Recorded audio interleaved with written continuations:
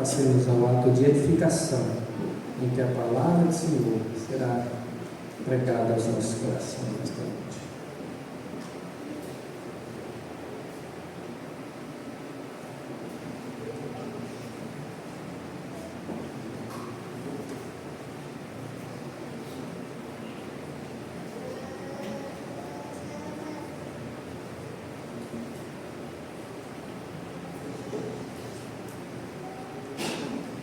Graça e paz, meus irmãos.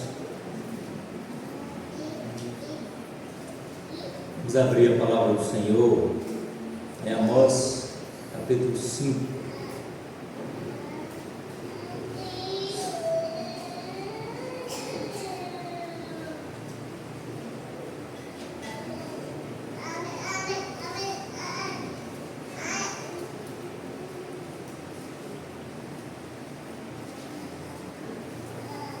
Irmãos, há textos na palavra do Senhor que são bem mais fáceis da nossa compreensão.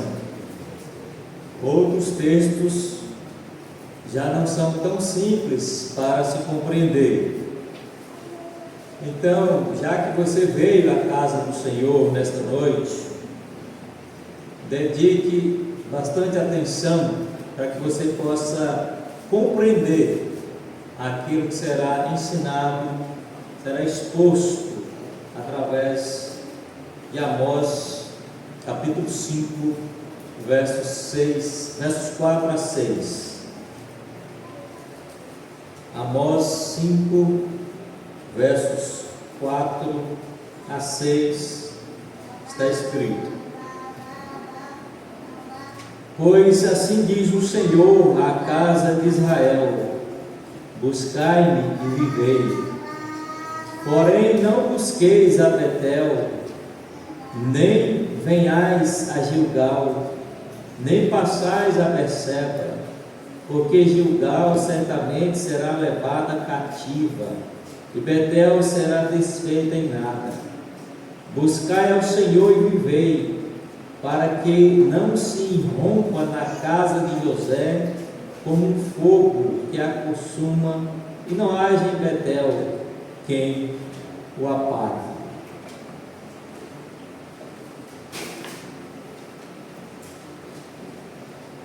Irmãos, a religiosidade de Israel na época do profeta Amós era bastante intensa. É bom deixar claro de início que nós não estamos diante de um contexto histórico que mostra uma inércia religiosa por parte do povo. Não. O povo de Israel, na época do profeta Amós, vivia intensamente a vida religiosa.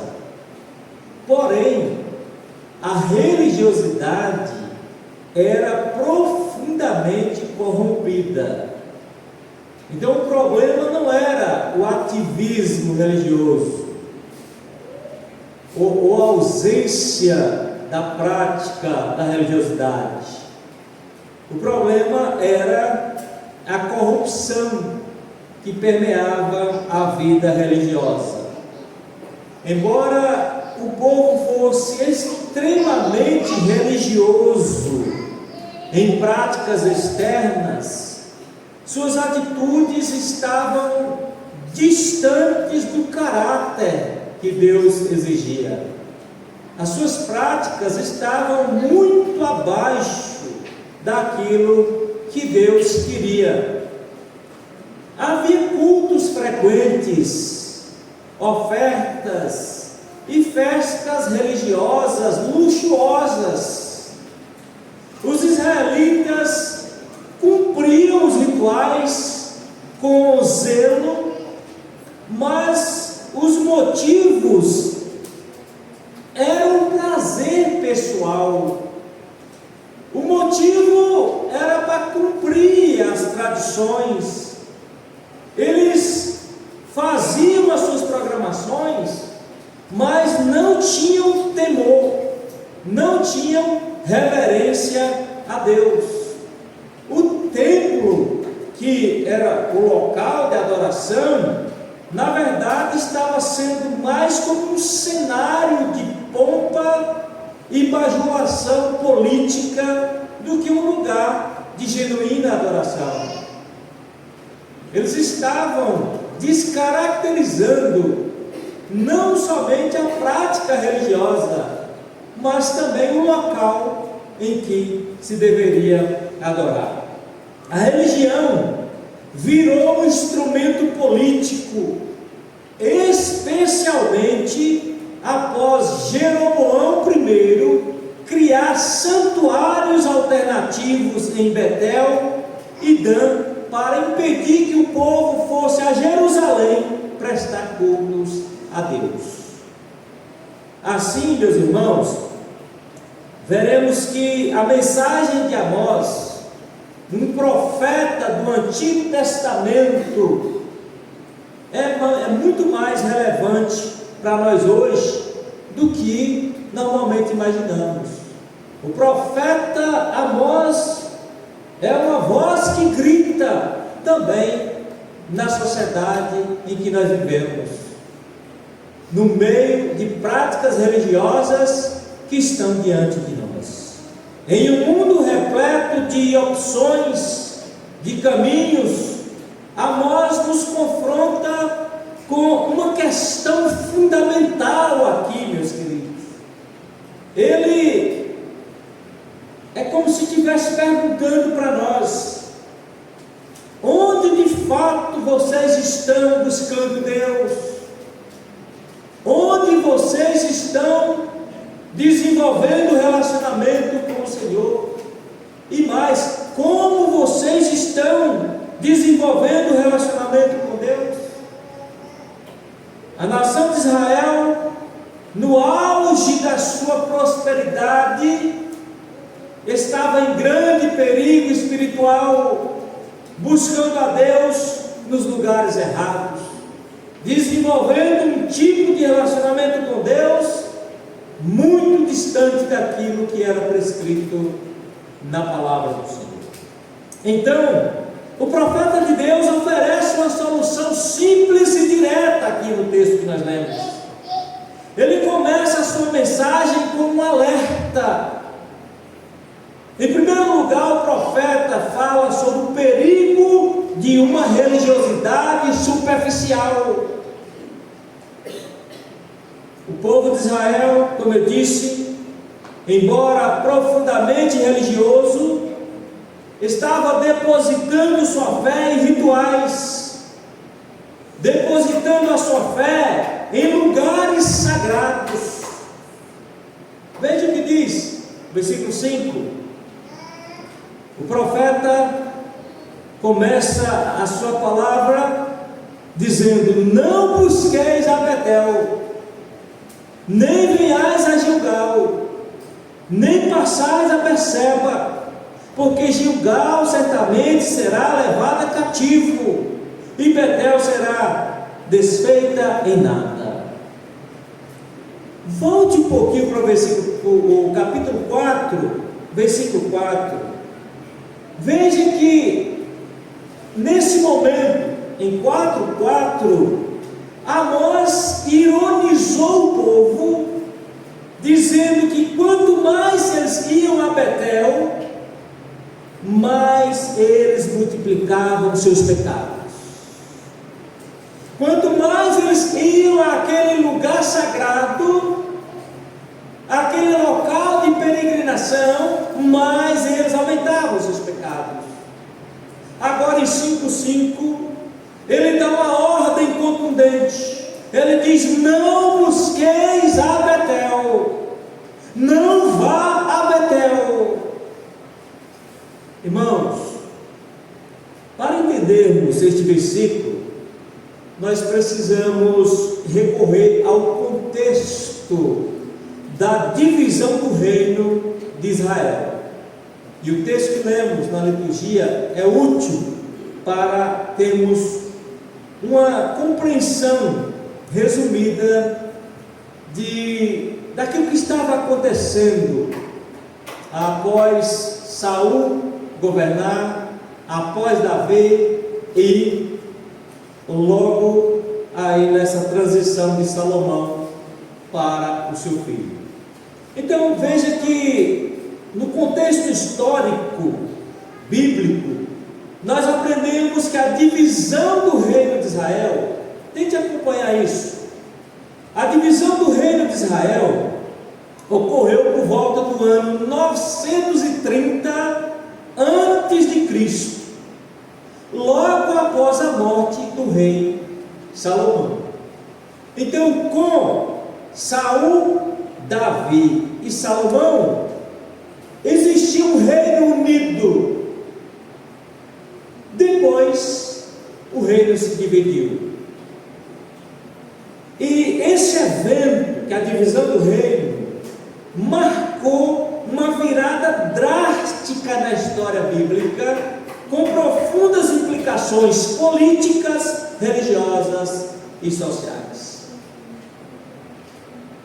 Irmão, Salomão havia imposto pesados tributos e trabalhos forçados ao povo, especialmente às tribos que viviam na região norte de Canaã.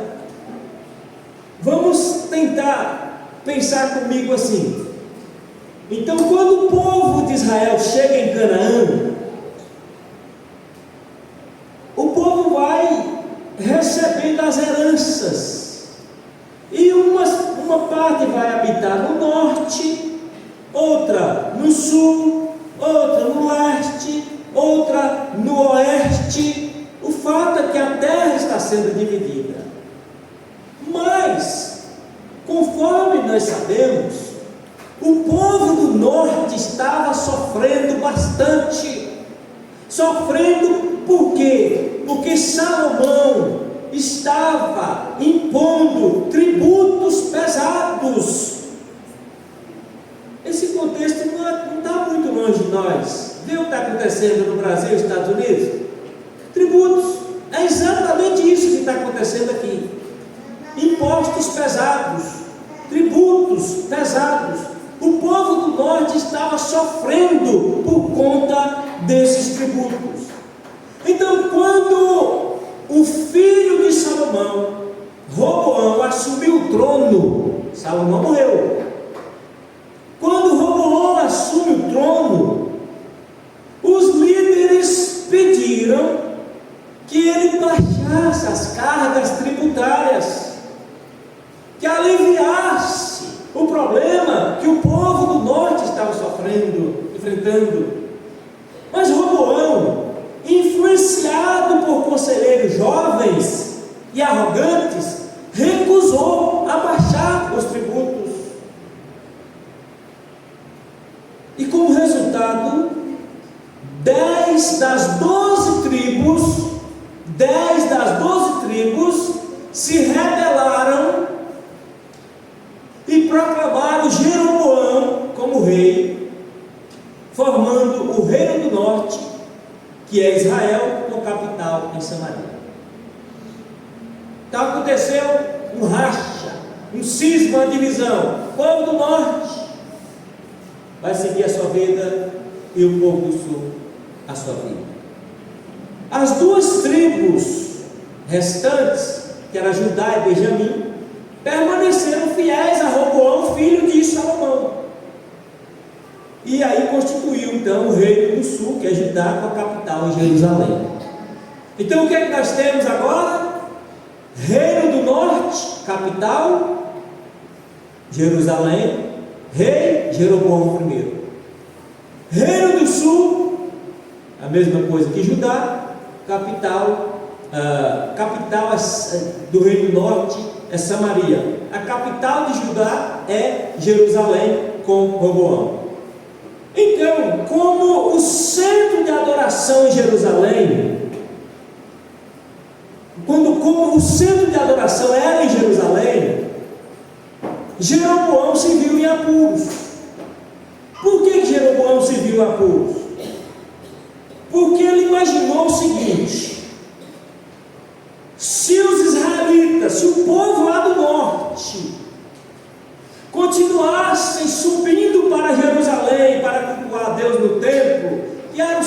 da religiosidade, quando o reino era unido, mas cedo ou mais tarde esse povo acabaria se aliando ao rei Roboão, filho de Salomão. Então Jeroboão teme perder a lealdade de seu povo. E ele raciocina, ele pensa: se os israelitas continuarem indo a Jerusalém para adorar no templo, seus corações vão acabar se voltando ao rei de Judá. Logo, para não perder a sua base de poder político, ele proíbe o povo de ir adorar em Jerusalém. Aí o texto: basta subir a Jerusalém. E ele cria então santuários lá em outras regiões que não Jerusalém, para o povo cultuar a Deus. Então ele meio que proíbe o povo de Jerusalém de ir a Jerusalém adorar a Deus. E ele cria alternativas. Nesses locais ele constrói bezerros de ouro e declara ao povo: basta de subir a Jerusalém. Vês aqui, contando para os bezerros lá, os locais, vês aqui teus deuses, ó Israel, que te fizeram subir da terra do Egito. Além disso, meus irmãos, Jeroboão desconsiderou completamente a lei de Deus.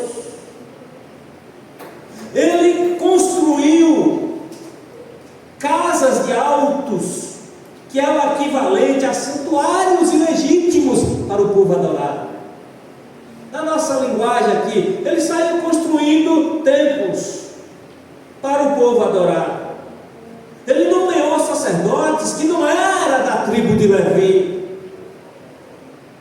Instituiu uma festa religiosa diferente da que era celebrada em Jerusalém. Então essas ações de Jeroboão I foram um ato de rebelião direta contra a lei de Deus, criando uma divisão religiosa e política que marcou a história do reino do norte, Israel. E aqui nós podemos questionar: o que fizeram os reis subsequentes de Israel para mudar esse quadro degradante até Jeroboão II? Por volta de 786 a.C., época do profeta Amós.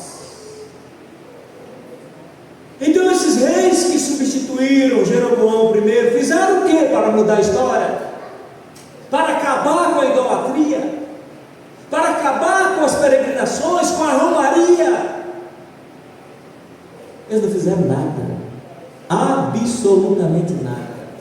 Irmãos, os reis que sucederam Jeroboão I no reino do norte, até a época do profeta Amós, não tentaram reverter a situação de idolatria que ali havia se estabelecido.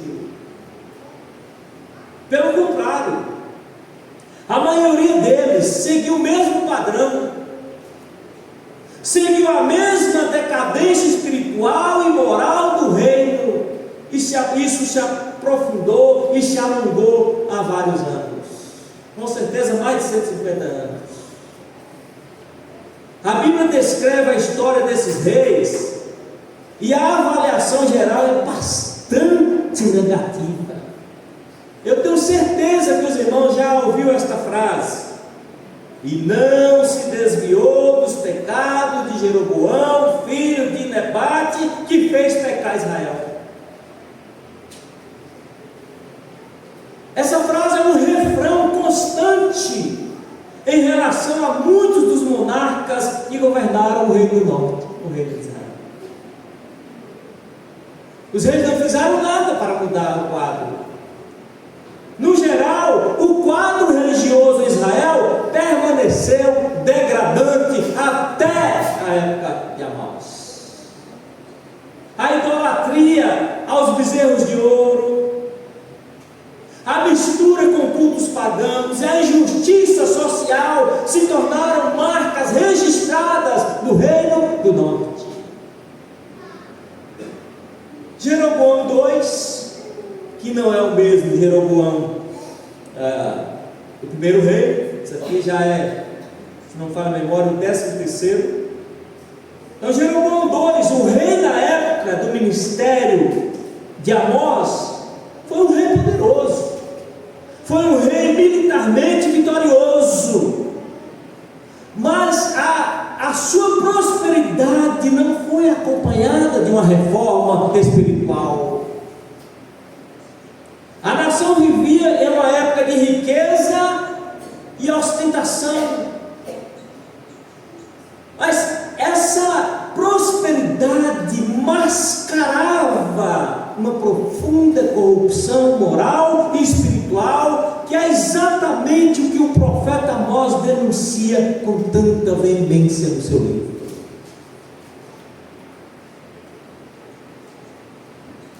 O profeta Amós desafia a nação a parar de buscar os lugares de peregrinação.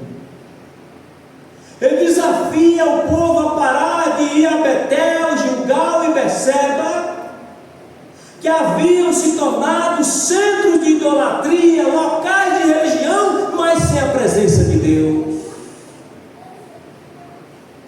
Embora Jeroboão I, lá no início, tenha estabelecido Betel e Dan como centros religiosos para evitar que o povo fosse a Jerusalém, com medo de perder o apoio do povo,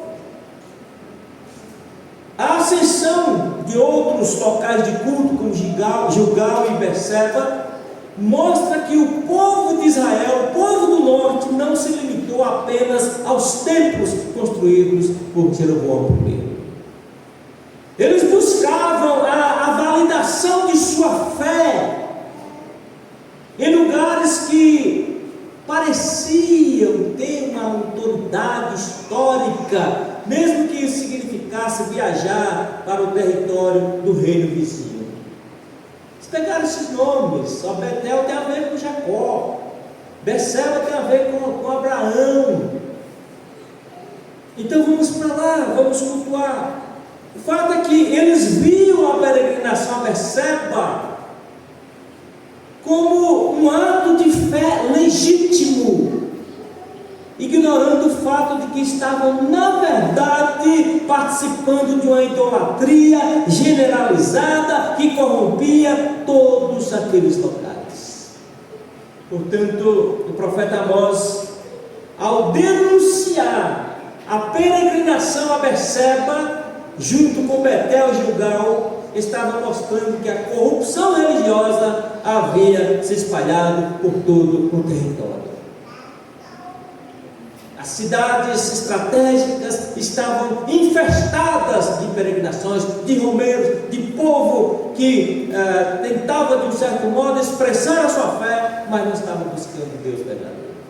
A religião do povo não se limitava apenas aos centros criados por Jeroboão I, mas tinha se tornado um sistema complexo e profundamente enraizado de rituais vazios e hipócritas, que se estendia até os locais mais sagrados, historicamente importantes, como Berseba. Esse era o problema. Mas o que isso tem a ver conosco? Irmãos, a busca por uma experiência religiosa, em vez de uma conexão real com Deus, é um erro comum também em nossos dias. Muitos e muitos estão correndo atrás de experiências religiosas, mas não estão desenvolvendo um relacionamento correto com Deus. Assim como Israel fazia peregrinações a Betel, Gilgal, podemos cair na mesma armadilha hoje de buscar uma experiência espiritual em eventos, conferências, retiros,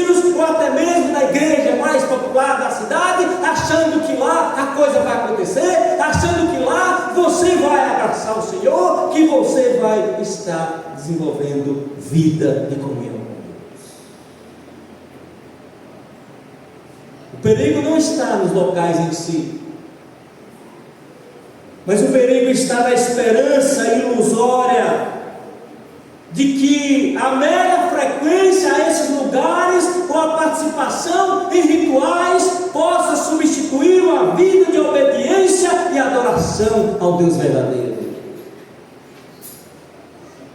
Você corre o risco de estar até aqui e não adorar o Senhor de forma correta, de forma verdadeira. Quantos de nós hoje caímos na mesma armadilha, meus irmãos? Muitos estão buscando a Deus em ativismo religioso. Onde tem uma programação, eu estou dentro. Programação, mais programação. Festividade, mais festividade. Para tentar saciar, preencher aquela fome de Deus. Outros estão buscando Deus em eventos. Show gospel. Marcha para Jesus. Grande parte das pessoas estão buscando Deus nas festas tradicionais da cidade, nos festejos do Morro do Fogo, nas grutas do Bom Jesus da Lapa, no santuário da Aparecida do Norte, no túmulo do Padim Cícero, em Juazeiro do Norte. Mas veja o que diz o versículo 6. A exortação de Amós é clara: buscai ao Senhor e vivei. Portanto, a solução para uma religião superficial não é abandonar a fé, mas redirecionar a sua busca. Em vez de buscar experiências, símbolos ou rituais, nós somos exortados a buscar o próprio Deus. Assim, Amós nos convida a cultivar um relacionamento íntimo e pessoal com o Senhor, meus irmãos. Veremos em segundo lugar que, em contraste com os lugares vazios, o profeta apresenta a única solução real. Amós convoca o povo a buscar Deus. Olha o versículo 4: pois assim diz o Senhor à casa de Israel: buscai-me e vivei. Lembra? Casa de Israel, o povo do norte. Pois assim diz o Senhor ao povo do norte, a casa de Israel: buscai-me e vivei. Aqui o profeta anuncia uma saída para a tragédia de Israel. Irmãos, este imperativo de Deus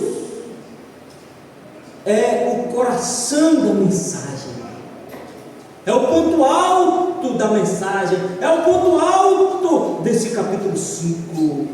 E duas verdades importantes são destacadas aqui. Primeiramente, há uma ordem direta. Olha o verso 4 e o verso 6. Qual é a ordem direta que nós temos? Verso 4 e 6. A ordem direta, meus irmãos, é: buscai a Deus. Como já observamos, a religião havia substituído Deus em Israel. Eles abandonaram a Deus, mas continuaram religiosos. Eles iam aos templos, mas não adoravam ao Deus vivo. Eles cantavam suas músicas sagradas, mas não tinham comunhão com Deus. Eles ouviam seus profetas, mas não escutavam a voz de Deus. De acordo com Weinberg, Deus sempre oferece uma chance de arrependimento. Deus sempre oferece uma chance de perdão antes de aplicar o juízo final. Sua paciência é um sinal de misericórdia, como foi na época de Noé. Então veja que antes de destruir, há um convite: buscai a Deus. Olha como é claro esse versículo 5: não busqueis a Betel, nem venhais a Gilgal, nem passais a Beceba, porque Gilgal certamente será levada cativo, e Betel será desfeita em nada. Então, antes do juízo, há um convite de misericórdia. Olha o 6: buscai o Senhor e vivei, para que não irrompa na casa de José como um fogo que a consuma, e não haja em Betel quem o apague. Novamente, antes do juízo, um convite de misericórdia. Todavia, o aviso é para que não nos apeguemos à religião. Devemos buscar a Deus pelo que Ele é, e não por bênçãos materiais, por saúde e sucesso. Deus é o nosso maior bem, como expressou o salmista no Salmo 73, versículo 25. Ele diz: quem tenho eu no céu além de ti? E quem poderia eu querer na terra além de ti? Essa busca, meus irmãos, deve ser feita com total sinceridade e urgência, pois o profeta Jeremias diz que nós encontraremos a Deus quando buscarmos de todo o nosso coração. Mas pastor, o que seria buscar a Deus? Irmãos, o verbo buscar aqui implica arrependimento genuíno, abandono do pecado e retorno à aliança com Deus. Para João Calvino, Deus, ao ordenar que o povo o busque, está oferecendo misericórdia antes do juízo. Mas essa busca só é eficaz se for movida por um coração transformado. Buscar a Deus é ouvir, é obedecer a sua palavra, não seguir tradições humanas ou manipulações religiosas. Isso não é busca. Buscar a Deus é um chamado à vida, não apenas a sobrevivência, mas a vida plena em comunhão com Deus Santo e Eterno. Por que, pastor, devemos buscar a Deus? Irmãos, devemos buscar a Deus porque Ele ordena. Ele diz: buscai-me e vivei. Devemos buscar a Deus porque o juízo é real e justo. Devemos buscar a Deus porque só Deus pode conceder vida verdadeira. Devemos buscar a Deus porque a busca é uma resposta à eleição. Devemos buscar a Deus porque Ele é o Senhor da aliança. Devemos buscar a Deus porque a religião sem busca verdadeira é repulsiva a Deus. Devemos buscar a Deus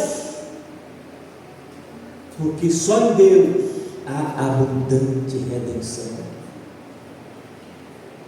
Devemos buscar a Deus porque só nele há esperança.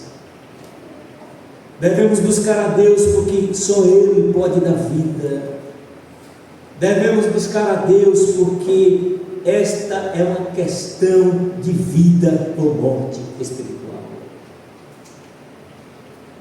Nenhum outro pode nos socorrer. Como diz o pastor Hernandes Dias Lopes, o caminho da desobediência é a estrada da morte. mas na rota da obediência desfrutaremos vida abundante, superlativa, maiúscula e eterna. Irmãos, além do imperativo divino expresso nos versos 4 e 6, nesses mesmos versos há uma promessa segura. Veja novamente os versos 4 e 6. Qual é a promessa?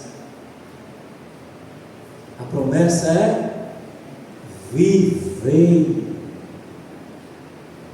O povo peregrinava para Betel, Berseba e Gilgal, mas suas vidas não mudavam para melhor.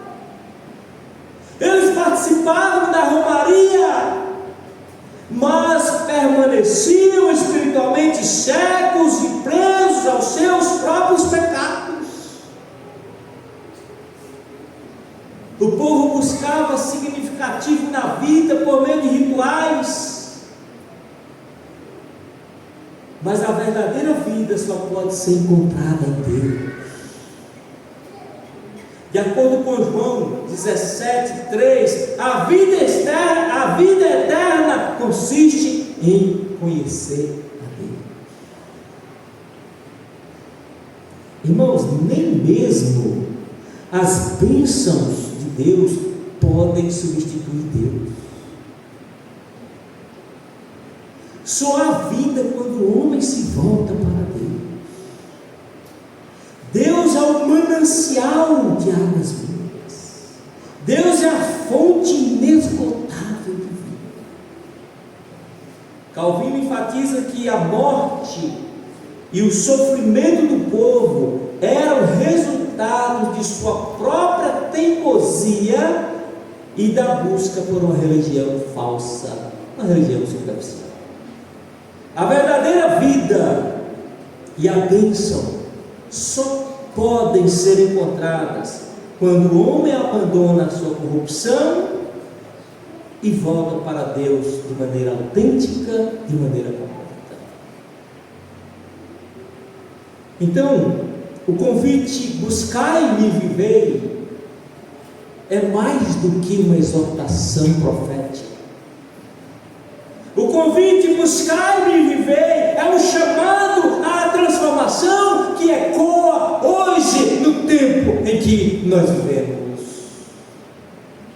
Este convite é como uma sirene espiritual que atravessa gerações, chamando cada coração a sair da superficialidade religiosa e entrar em uma vida abundante com Deus. Eu quero concluir dizendo que, com o profeta Amós, hoje nós aprendemos que em vez de o povo buscar a Betel, Gilgal ou Berseba, deveria abandonar a idolatria e se voltar para o Deus vivo. Eles deveriam fazer de Deus o lugar de sua peregrinação. Este é o caminho da vida. Caso contrário, eles seguiriam pelo caminho do fogo, pelo caminho da destruição. Quanto a nós que vivemos em tempos de confusão espiritual e religiosidade superficial, Amós nos lembra que Deus não está interessado em aparências. Deus quer relacionamento correto com Ele. E finalmente devo dizer que as recompensas de se viver com Deus não são apenas futuras, mas também presentes. Aqui, meus irmãos, quando buscamos a Deus, aqui já podemos desfrutar do relacionamento íntimo com Ele por meio de Cristo Jesus. Aqui já podemos desfrutar da transformação de caráter. Aqui já podemos evidenciar o fruto do Espírito, que é amor, alegria, paz, longanimidade, benignidade, bondade, fidelidade, mansidão e domínio próprio. Aqui já podemos viver na certeza de que nada, absolutamente nada, poderá nos separar do amor de Deus.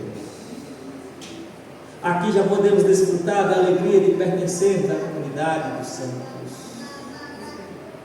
E finalmente receberemos a coroa da vida. Buscai a Deus e vivei.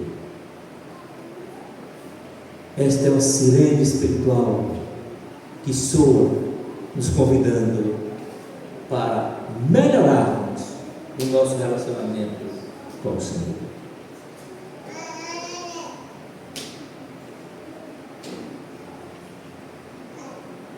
Curva sua cabeça nesse momento que vamos para uma outra parte do culto e ora ao Senhor.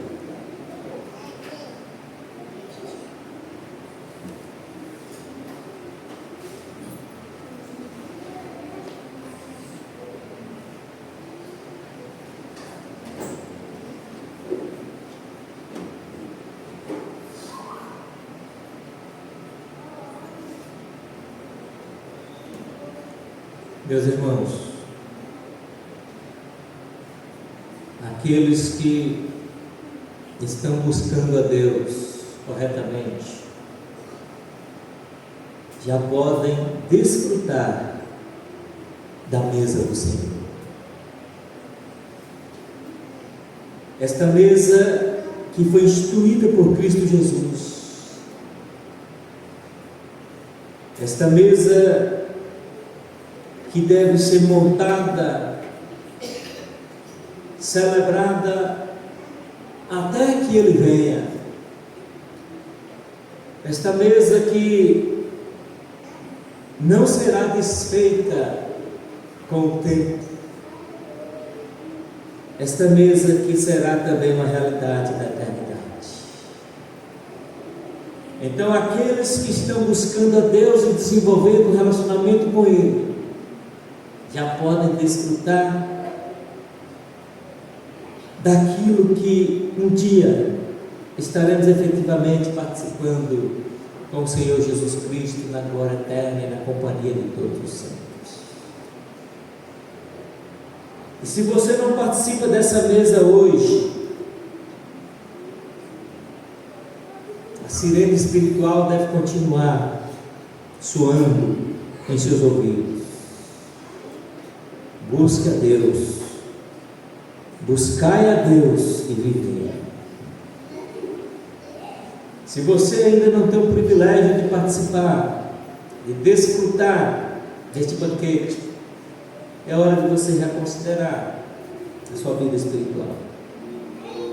É hora de você ouvir a exortação do profeta Amós, quando diz: não busqueis a Betel, nem venhais a Gilgal, nem passeis a Berseba.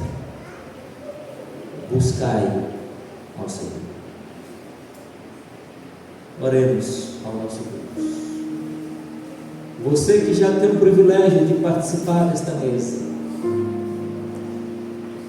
que já está participando dessa instituição bendita e maravilhosa de Cristo Jesus, continue firme, continue desenvolvendo o relacionamento com o Senhor da melhor forma. Não caia nas ciladas da superficialidade religiosa deste mundo. Escute cada vez mais a voz do Senhor falar ao seu coração. Bendito Deus, nosso Pai, louvamos a Ti, Senhor, porque está exposta diante de nós a mesa do Senhor. A nossa gratidão pelo privilégio de podermos participar desta mesa que foi instituída por Cristo Jesus. Meu Senhor, colocamos diante de Ti aqueles que por uma razão ou por outra ainda não podem participar desta mesa. O chamado para eles também continua. Que o Espírito Santo traga tais pessoas para o relacionamento correto com o Senhor, para que possam desfrutar das bem-aventuranças que temos aqui e muito mais na eternidade.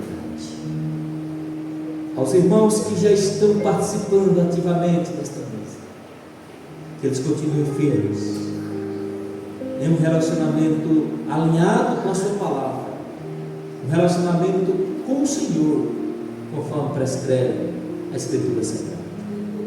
Ó Deus, e agora nós queremos reafirmar diante do Senhor votos que um dia nós já fizemos.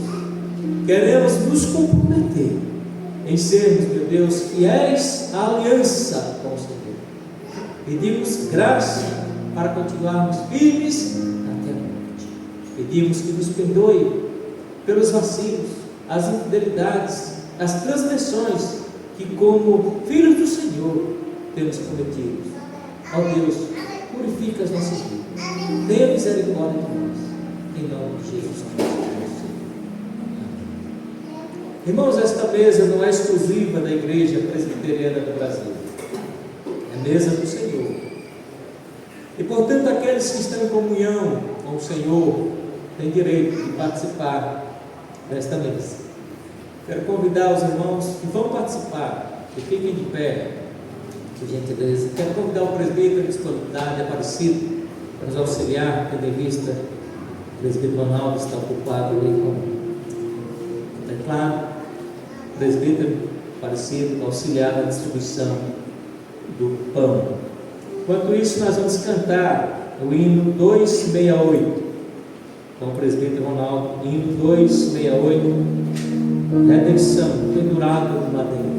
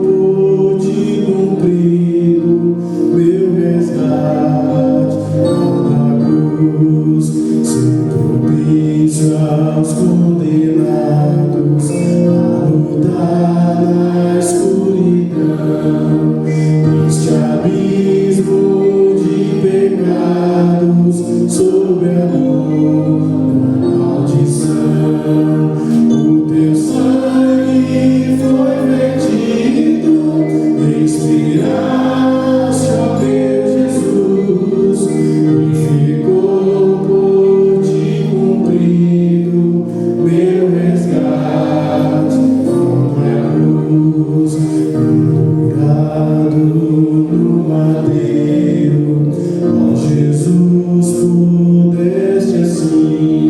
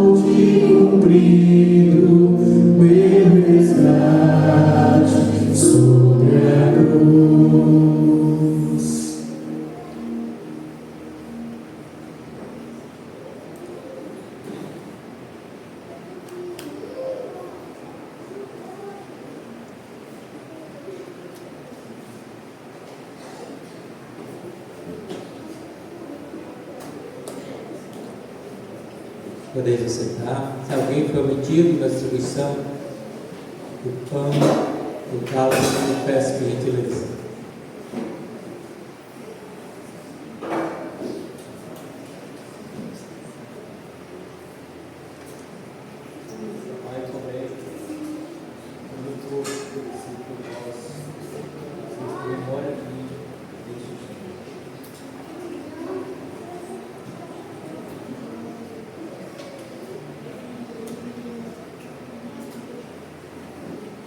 Cálice é a nova aliança do sangue, bebido por todos, isso sim.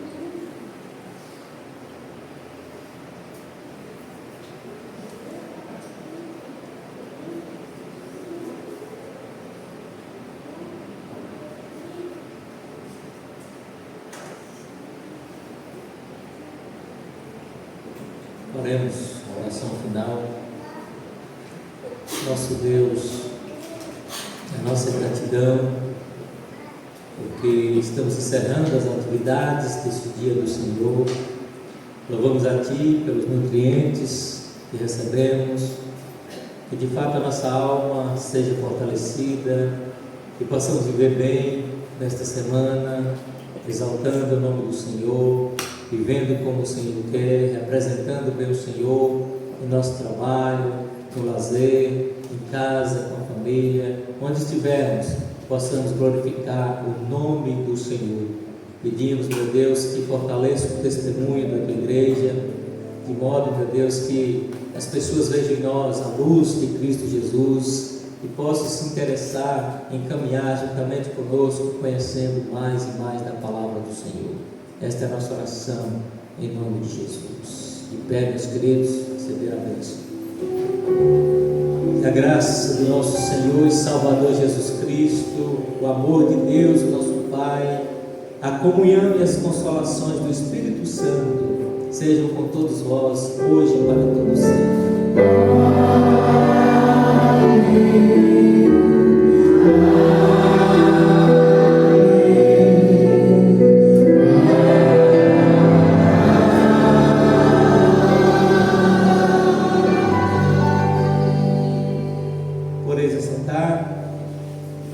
Nossa gratidão aos irmãos que aqui estão, às visitas, que Deus abençoe, volte mais vezes à casa do Senhor.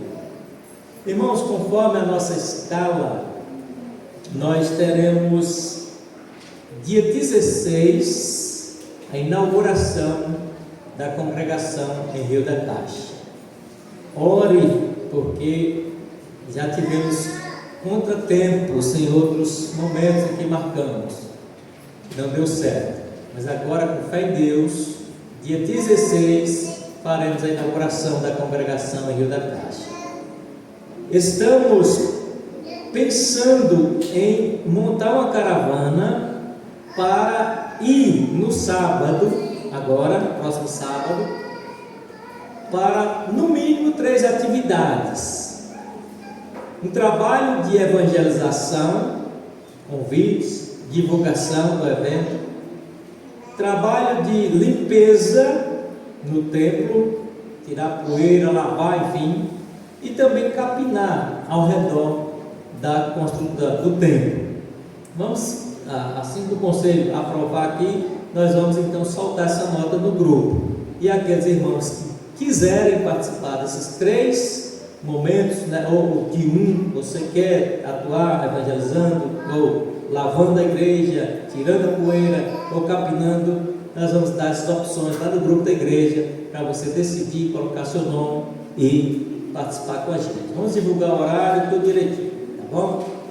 Vamos agora para o nosso chá, participar desse momento de confraternização. Que Deus abençoe os irmãos.